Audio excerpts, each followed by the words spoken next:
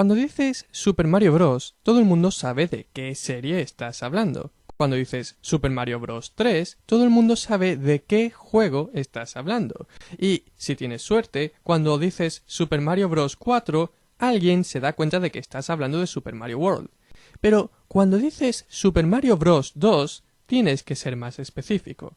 Ya que, según si estamos hablando de la versión japonesa de Super Mario Bros. 2 nos estamos refiriendo a The Lost Levels, o si estamos hablando de la versión americana de Super Mario Bros. 2, estamos hablando de un juego totalmente distinto. Esto molesta a bastante gente. De hecho, si buscáis información sobre Super Mario Bros. 2 americano, probablemente por internet encontréis comentarios como que este juego es una gran mentira, esto no es un juego de Mario, en realidad pensaban que los americanos no eran lo bastante buenos jugando a los juegos y por eso nos dieron este juego. Cosas así. Sé que esta es una de las curiosidades más famosas de la historia de los videojuegos. Aún así, me gustaría echarle un vistazo porque, después de todo, puede que haya algo que os hayáis perdido. Así que empecemos hablando de cómo se inició el desarrollo de este juego. Este es Kensuke Tanabe, que entró a trabajar en Nintendo en 1986. Al poco tiempo de empezar a trabajar en Nintendo, Kensuke Tanabe estuvo trabajando con Shigeru Miyamoto en un prototipo de un juego que utilizaba personajes de Mario. Este juego consistía en hacer que Mario subiera por una pantalla de desplazamiento vertical en lugar de una pantalla de desplazamiento horizontal. En este juego, el objetivo era llegar a lo más alto. Al principio del desarrollo se consideraba que este juego iba a ser para 2 jugadores, y había 2 mecánicas para que los jugadores pudieran subir de una plataforma a otra más alta. La primera era que el jugador 1 cogiera al jugador 2 y lo lanzara a la plataforma más alta. La segunda era que los jugadores cogieran una serie de bloques y los apilaran para subir de una plataforma baja a otra más alta. Pero estas ideas tenían sus inconvenientes. Para empezar, si el juego estaba pensado para 2 jugadores, ¿qué pasaba con el modo de un jugador? Y para seguir, aunque la idea de escalar era interesante, el juego entero no podía girar en torno a eso, porque sería aburrido. Entonces, Shigeru Miyamoto hizo un par de sugerencias. La primera fue alternar pantallas de desplazamiento lateral con pantallas de desplazamiento vertical. La segunda fue centrarse en el modo de un jugador y hacer que este fuera divertido. Así, la idea de que el jugador cogiera un enemigo y lo lanzara contra otro sustituyó a la idea de que el jugador cogiera a su amigo y lo lanzara a una plataforma más alta. Así que, por un lado, tenemos este prototipo que va avanzando poco a poco. Pero ahora echemos un vistazo a otro asunto. Ya desde el tiempo en el que Nintendo se dedicaba exclusivamente a fabricar cartas, se destacaba por ser una compañía con una gran habilidad para el marketing, asociándose a distintas compañías con iconos reconocibles como Popeye, Mickey Mouse o Snoopy, y utilizarlos como mecanismo de publicidad. Estas estrategias de pactar acuerdos con distintas compañías continuó, por supuesto, durante la época en la que Nintendo hacía videojuegos. En el caso que nos ocupa, a mediados de los años 80, Nintendo había establecido relaciones con el grupo más grande de comunicación de todo Japón, Fujisaki Communications Group. Este grupo de comunicaciones englobaba cadenas de televisión, cadenas de radio e incluso productoras de videojuegos. Lo que veis en la pantalla ahora mismo es su logotipo, que es conocido como Medama, que significa globo ocular.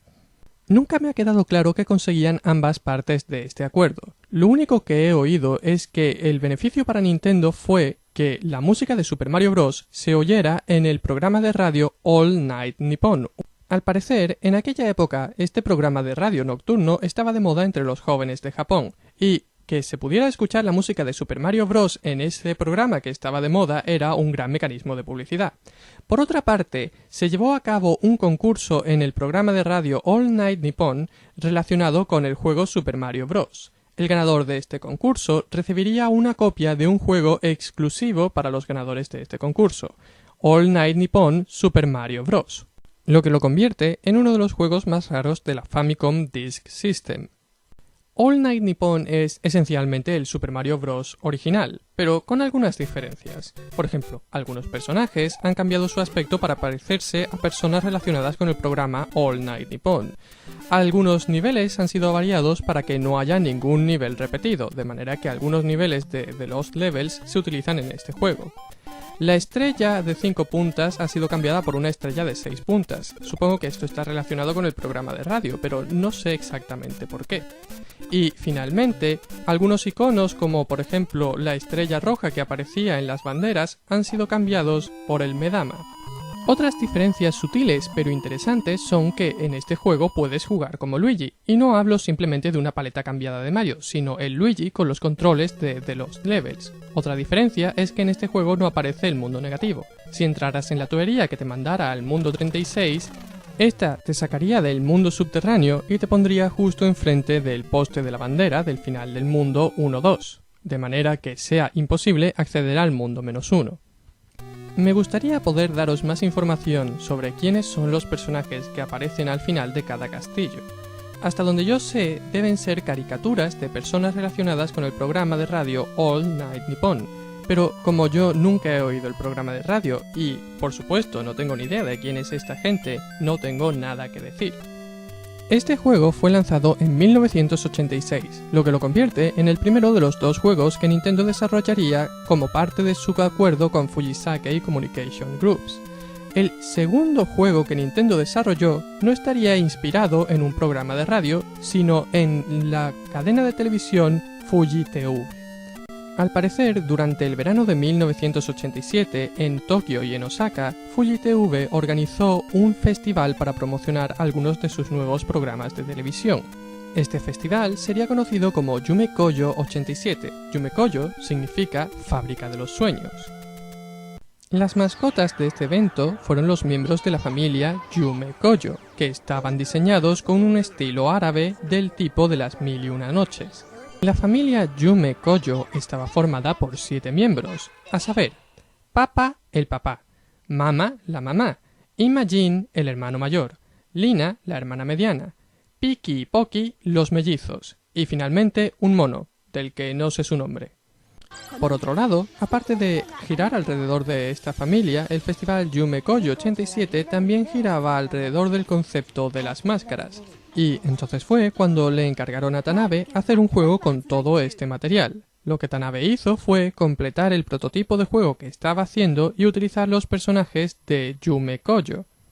El título de este juego acabaría siendo Yume Koyo Doki Doki Panic. Doki Doki es la onomatopeya que se utiliza en japonés para describir el sonido de un corazón cuando late muy deprisa, así que todo el título quiere representar que es una aventura emocionante. Aparte del aspecto de los protagonistas, Tanabe intentó utilizar otros elementos del festival, como por ejemplo las máscaras. De esta manera, los bloques apilables pasaron a tener forma de máscaras, al igual que las puertas al final de los niveles, que también son máscaras. Por otra parte, la mayoría de los enemigos del juego tienen máscaras. Ese es el origen de los Shy Guy. Por otro lado, también incluyó elementos en la línea de las 1001 noches, como lámparas mágicas, alfombras voladoras, desiertos y serpientes dentro de vasijas, por aquello de los encantadores de serpientes. Pero, además de estos elementos, en el juego también aparecieron algunos elementos de la serie de Mario Bros, como por ejemplo el Pou, que había aparecido por primera vez en Mario Bros, y otros objetos como por ejemplo la estrella.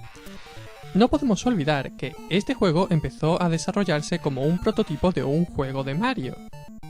Total, que entre unas cosas y otras, Yume Koyo salió para la Famicom Disk System en 1987. Mientras tanto, en América no había planes de lanzar el Super Mario Bros. 2 original para la NES porque se consideraba que este juego aportaba muy pocas novedades con respecto al juego original.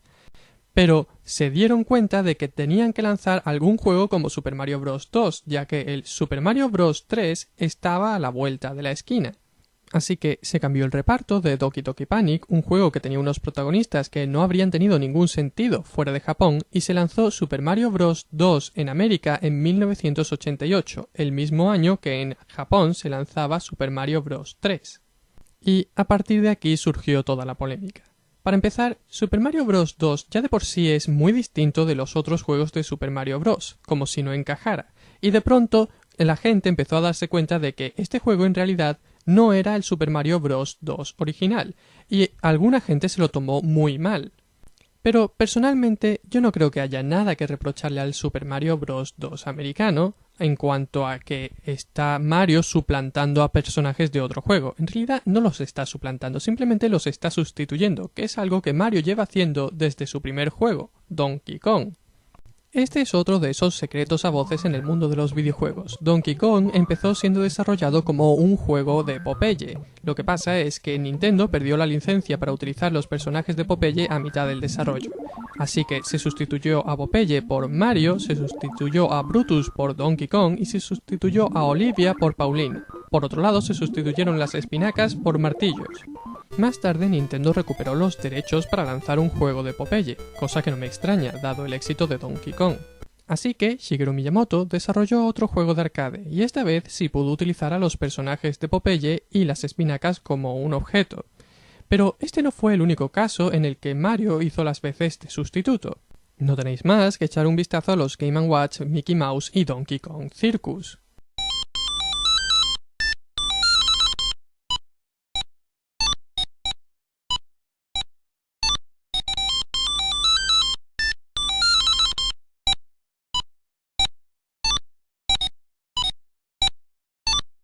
Visto lo visto, no resulta tan extraño que los personajes de Super Mario Bros. Sustituyeran a los personajes de Yume Koyo Doki Doki Panic. Después de todo, incluso en Japón, estos personajes siempre aparecían todos juntos, porque los dos grupos de personajes eran las mascotas en aquel momento de las compañías que se habían aliado para formar el juego. Así que Toad sustituye a Papa, Mario sustituye a Imagine, Luigi sustituye a Mama, y la princesa Peach sustituye a Lina. Asimismo, se hicieron más cambios para hacer que el juego fuera más del tipo de Mario, por ejemplo cambiando ciertos objetos por setas y conchas de Koopa Troopa y cambiando algunas músicas del juego. Además, se mejoraron algunas animaciones y se le permitió a los personajes pulsar B para correr. Por otro lado, se incluyó un nuevo jefe, Clawgrip, un cangrejo que en uno de los mundos sustituía como jefe a Mouser, que de otra forma habría aparecido en el juego 3 veces como jefe. Esta elección de un cangrejo como jefe de un nivel probablemente estaba inspirada por los Sidestepper de Mario Bros. Otra novedad es que puedes escoger qué personaje vas a utilizar al principio de cada mundo, mientras que en la versión japonesa escoges al personaje al principio de la partida.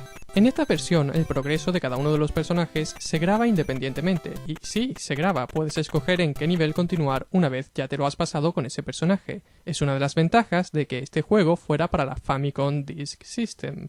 Aunque el tiempo de la Famicom Disk System no duraría para siempre, ya que en 1990 salió en Japón la Super Famicom, la consola de Nintendo de la siguiente generación.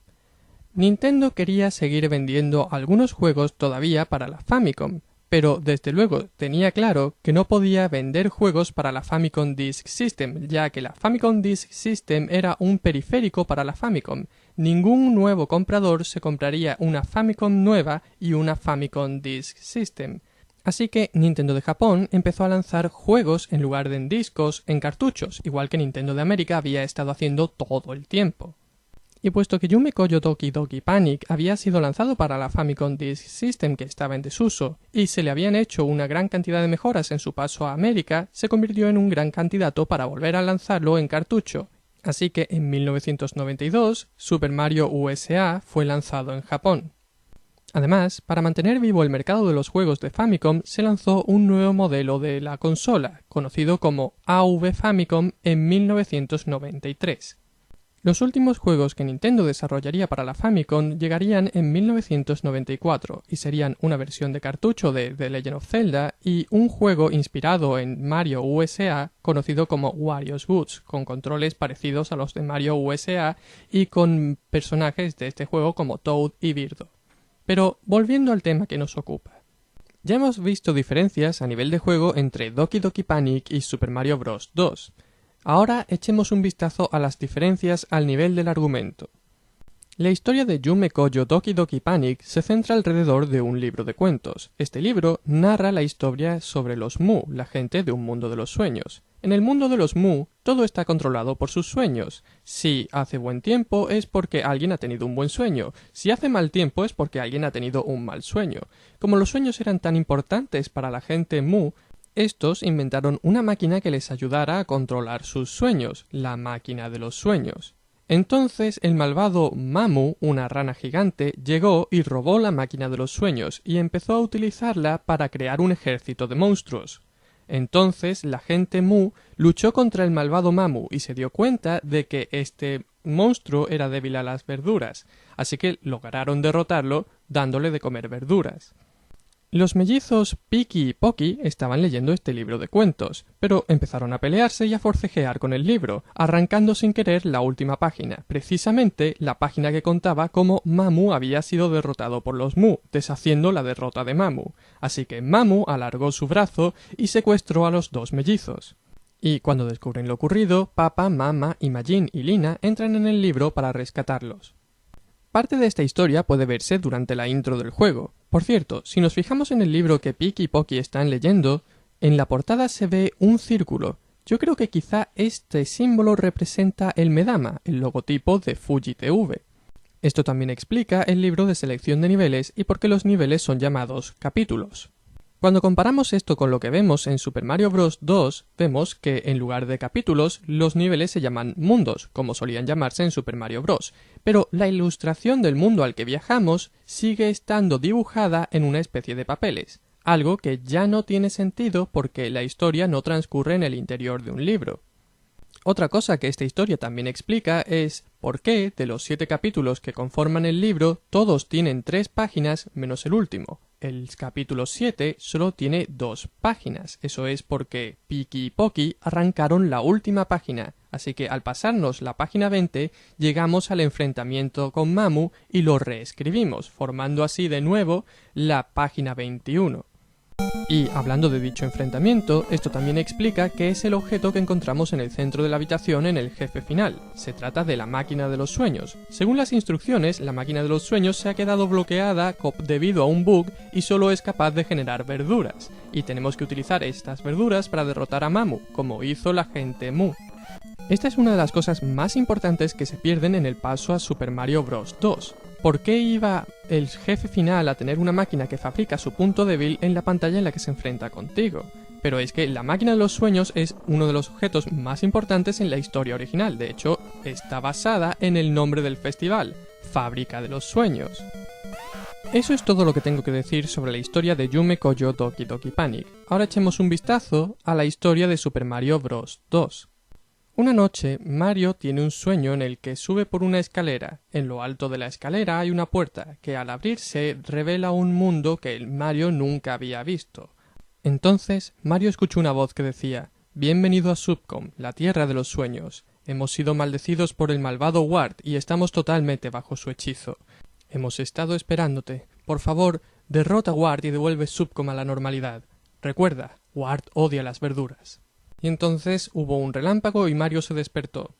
Para aclararse las ideas sobre el asunto, Mario habló con Luigi, Toad y la princesa acerca del sueño que había tenido. Ellos decidieron ir a hacer un picnic en una montaña cercana.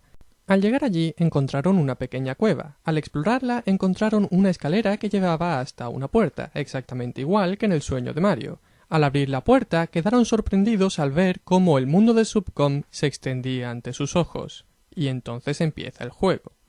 Este es uno de los pequeños detalles en los que esta historia es mejor que la original, ya que esta historia explica qué es esa puerta que vemos al principio de Super Mario Bros. 2. Esta puerta también aparece en el juego original, pero no se da ninguna explicación al respecto. De todas formas, en términos de historia, una de las mayores diferencias entre Super Mario Bros. 2 y Yume Koyo Doki Doki Panic es que Super Mario Bros. 2 es solo un sueño de Mario. ¿O no lo es? ¿Esto pasó de verdad? ¿El mundo de los sueños es real? ¿Sí? ¿No? Habrá que investigar sobre el asunto. Esta no es mi última palabra sobre el tema. Pienso averiguar qué es lo que está pasando. Hasta entonces, adiós.